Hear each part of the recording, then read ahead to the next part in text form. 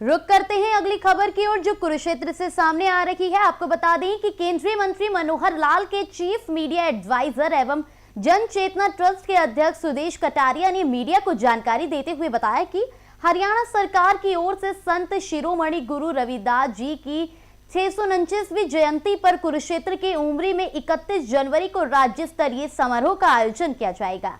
इस कार्यक्रम में केंद्रीय मंत्री मनोहर लाल और हरियाणा के मुख्यमंत्री नायब सिंह सैनी मुख्य रूप से शिरकत करेंगे। मनोहर लाल के चीफ मीडिया एडवाइजर एवं जन चेतना ट्रस्ट के अध्यक्ष सुदेश कटारिया ने कहा कि इस कार्यक्रम में पूरे देश से समाज के लोग बढ़ चढ़कर भाग लेंगे।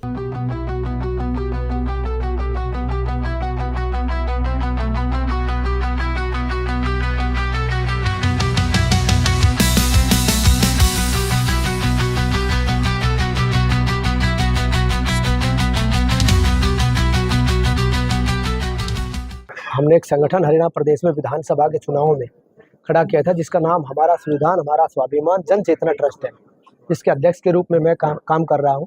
और कुरुक्षेत्र में हमारे माननीय अध्यक्ष सुनील मिर्जापुर मेरे साथ हैं, शैलेंद्र जी मेरे साथ हैं, एडवोकेट साहब मेरे साथ हैं। सभी कुरुक्षेत्र के हमारे सम्मानित ट्रस्ट के साथी हैं। आज ये महत्वपूर्ण प्रेस वार्ता आने वाली 31 तारीख को जो हरियाणा सरकार रविदास जी के गुरु महाराज जी की जयंती उमरी रोड कुरुक्षेत्र में मना रही है, उसके निमित्त हमने की है कि बड़े हर्षोल्लास से ये ऐतिहासिक पल और ऐतिहासिक 649वीं जयंती गुरु महाराज जी की कुरुक्षेत्र में जो मनाई जा रही है, इसमें पूरे दलित वर्ग के लोग प्रदेश के कोने कोने से आकर हरियाणा प्रदेश के पूर्व मुख्यमंत्री माननीय मनोहर लाल जी का धन्यवाद भी करेंगे और हरियाणा प्रदेश के मुख्यमंत्री आदरणीय नायब सैनी जी का भी धन्यवाद करेंगे कि इस प्रकार से 5 एकड़ जमीन हाईवे पर देकर दलित समाज को कृतार्थ करने का काम किया है। इस प्रकार की कोई जगह हरियाणा प्रदेश में थी नहीं कि जहां लाखों की तादाद में लोग इकट्ठा होकर हरियाणा प्रदेश के कोने कोने से लोग आकर अपने गुरु महाराज जी को नमन करके एक कीर्तन टाइप भी कर सके। इस प्रकार का बड़ा कोई भव्य हमारे पास मंदिर नहीं था। माननीय मनोहर लाल जी ने अपने कार्यकाल में 5 एकड़ जमीन दी और दलित समाज को कृतार्थ करने का काम किया। इससे भी आगे बढ़कर हरियाणा प्रदेश के यशस्वी मुख्यमंत्री आदरणीय नायब सिंह सैनी जी ने 125 करोड़ रुपए का अनुदान देकर वहां पर उस दिन उसकी आधारशिला भी रखी जाएगी। एक भव्य प्रतिमा 38 मीटर ऊंची भी लगाई जाएगी और वहां भव्य छात्रावास और भव्य स्मारक के रूप में वहां एक मंदिर बनाया जाएगा। मुझे लगता है कि निकटवर्ती प्रदेशों में भी इस प्रकार का भव्य मंदिर और स्मारक कहीं नहीं मिलेगा। इसके लिए मैं सरकार का धन्यवाद करता हूं, अनुसूचित वर्ग की तरफ से, अपने ट्रस्ट की तरफ से।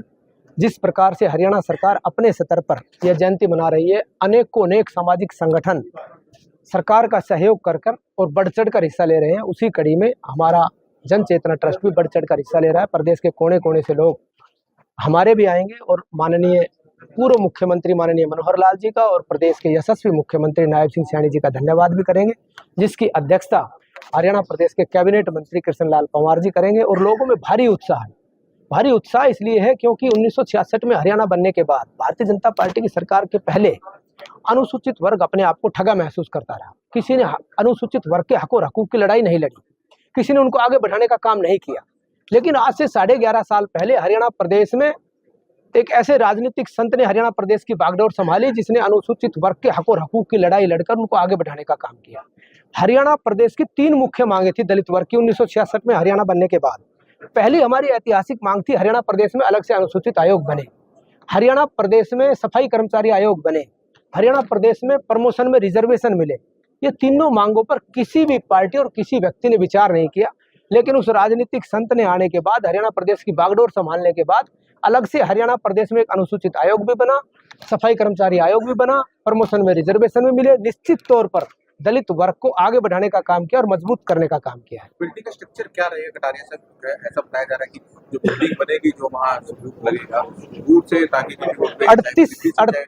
38 मीटर ऊंची प्रतिमा का आयोजन भी वहाँ किया जाएगा, लगेगी जो दूर से दिखेगी। और उसमें छात्रावास, स्मारक का एक प्रशासनिक हॉल, बहुत सारी आपको उसकी सारी जानकारी हमारे प्रदेश के मुख्यमंत्री माननीय नायब सैनी जी उस दिन देंगे।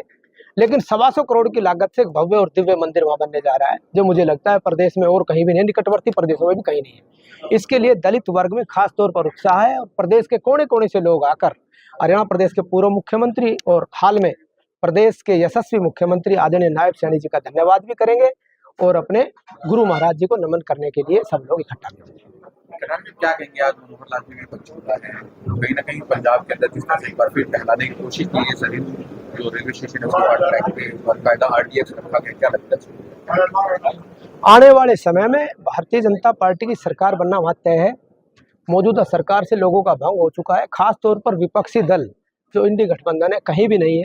आज उनकी हालत पूरे देश में मरी हुई लाश के बराबर है। उनकी करतूतों के कारण, जिस प्रकार की उनकी करतूत है, जिस प्रकार के उनके काम है, जिसके कारण आज उनकी हालात बद से बदतर है और पंजाब में प्रचंड बहुमत से भारतीय जनता पार्टी की सरकार